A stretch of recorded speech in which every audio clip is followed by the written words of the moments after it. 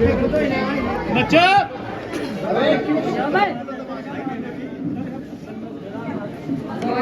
कौन कहता है आसमान में सुराख नहीं हो सकता? कौन कहता है आसमान में सुराख नहीं हो सकता? एक पत्थर तो तबीयत से उछालो यारो। आज की इस खूबसूरत प्रोग्राम के हमारे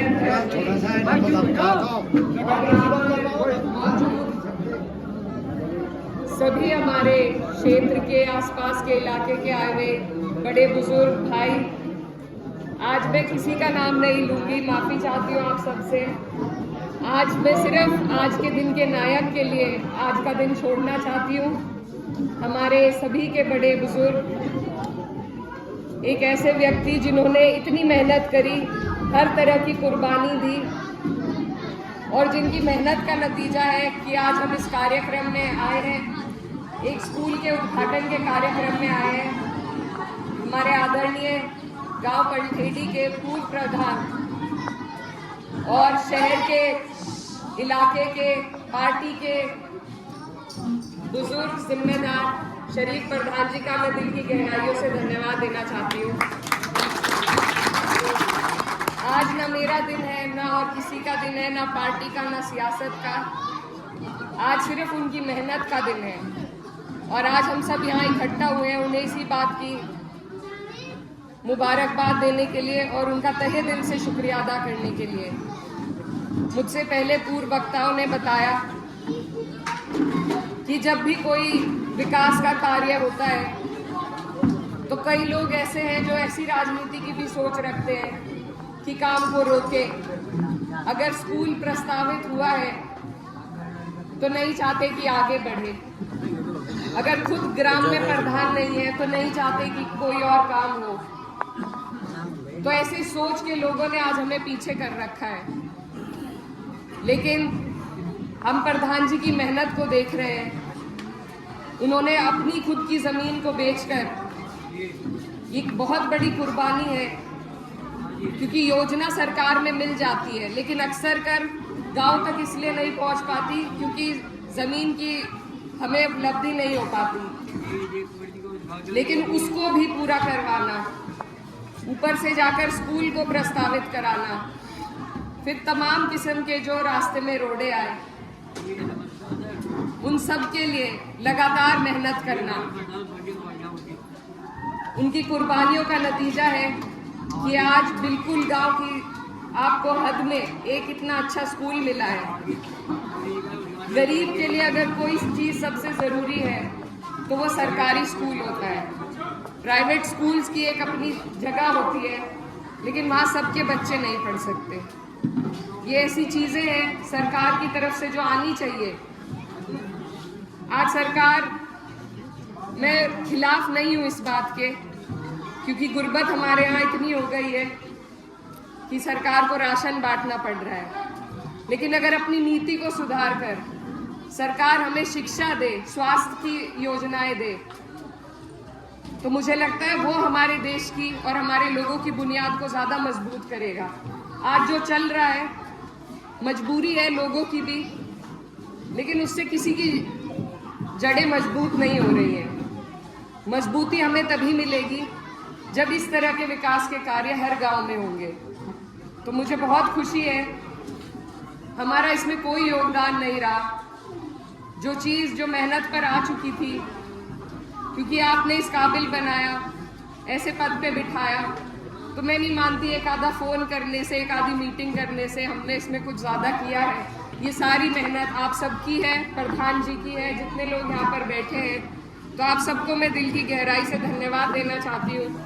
और अगर इस तरीके से हर गांव का जिम्मेदार अपने गांव में मेहनत करे, खुद मेहनत करे कि गांव में स्कूल बन सके, अस्पताल आ सके, हमारे बच्चों की तालीम के लिए, उनके मुस्तकबिल के लिए हम कुछ कर सके, तो मुझे लगता है हम बहुत आगे निकल जाएंगे। जो पिछड़ापन है उसको दूर हम कर देंगे। अभी कारी अरशद साहब ने बहुत अच्छी बात कही, कलम की ताकत आप सबको हमें बताई। मैं उनकी बात से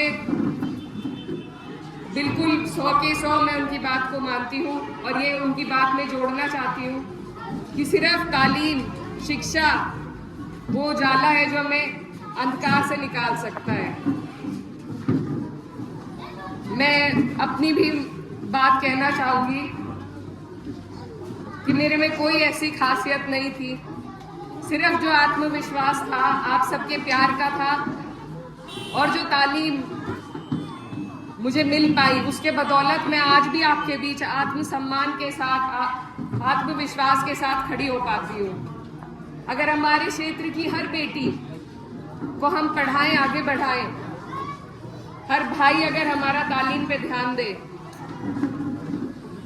तभी हमारे देश को, हमारे लोगों को, हमारे इलाके को तरक्की मिल पाएगी। हम अक्सर आपसी राजनीति में दूरदर्शिता को नजरअंदाज कर देते हैं। ये सोचते हैं रोज के झगड़ों में उलझ जाए, लेकिन अगर ध्यान देने की चीज है तो वो यही चीजें हैं कि कौन बुनियादी हमारी जो जरूरत है उन्हें पूरा कर रहा है। तो हर गांव में अगर इसी तरीके से मेहनत हो तो आप और हम, फिर हमें किसी की जरूरत नहीं पड़ेगी। जैसा अभी अंबेडकर जयंती परसों थी और सिर्फ एक वाहिद व्यक्ति बाबा साहब भीमराव अंबेडकर जी ने अपनी पूरी कौम को, न सिर्फ कौम को, अपने पूरे मुल्क को, हर जात, बिरादरी, धर्म के लोगों को उनके अधिकार दिलाने का जो प्रयास किया और जो संविधान हमें देकर गए हैं वो सिर्फ इसलिए क्योंकि वो पढ़े लिखे थे, शिक्षित थे, अपने अधिकारों को जानते थे। आज की राजनीति भी हमें हमारे अधिकारों से दूर कर रही है क्योंकि सरकारें जानती हैं कि हम सवाल नहीं करेंगे। हम वहां तक पहुंच ही नहीं पाए हैं आज तक कि हम सवाल नहीं करेंगे। अंबेडकर जी ने यह भी कहा था कि सरकार आपको सब चीजें देगी लेकिन शिक्षा नहीं देगी, क्योंकि अगर आपको शिक्षा मिल गई तभी आप उनसे सवाल करेंगे, तभी आप अपने अधिकारों की लड़ाई लड़ पाएंगे। तो हमें अगर सम्मान के साथ जीना है, अपने अधिकारों की सुरक्षा करनी है, तो हमारे एक एक बच्चे को तालीम याफ्ता होना बेहद ज़रूरी है।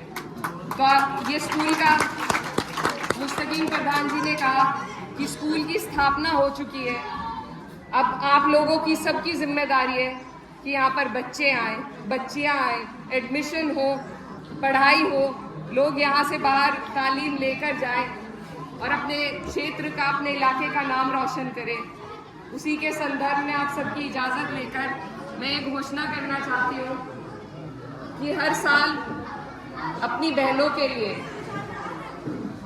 मैं यहाँ पर कंसीवर स्कॉलरशिप देने के लिए प्रस्तावना रखना चाहती हूँ प्रधान जी के नाम से। तो हम भाइयों की बात बाद में करेंगे क्योंकि खुद यहाँ पर लड़कियाँ कम हैं। तो यही चाहती हूँ कि सबसे पहले मेरी बहनें आगे बढ़े और उनके लिए हर वर्ष, चाहे मैं किसी पद पे रहूं या ना रहूं, मेरी कोशिश ये रहेगी कि हम लोग स्कॉलरशिप इस स्कूल से दें। नया स्कूल है, आप लोग भी इस बात की चर्चा करें कि जो भी बच्चे, तनसीब भाई खड़े हैं, प्रधान जी खड़े हैं, जिनके नाम ये देंगे उनको हम स्कॉलरशिप देने का काम करेंगे ताकि वो अपनी आगे की पढ़ाई भी कर सकें। तो ये छोटी छोटी कोशिशें हैं आपकी, हमारी सभी की मिलजुल कर होनी चाहिए कि हमारे क्षेत्र में लोग शिक्षा के प्रति जागरूक हो, अपनी बच्चों को पढ़ाएं। फिर किसी नेता की, किसी उसकी हमें ज़रूरत भी नहीं रहेगी। और नेताओं से भी झगड़ों की, आपस की लड़ाई की बात को छोड़कर अगर सवाल शिक्षा पर हो, स्वास्थ्य पर हो, बुनियादी चीज़ों पर हो, अगर हम राजनीति की दिशा को धर्म जात पात से हटाकर शिक्षा और स्वास्थ्य के सवालों पर लाएं, तो ये जो नफरत फैलाने वाले लोग हैं, ये जो लड़ाई करने वाले लोग हैं, इनके मुंह पर आप ताला लगा देंगे।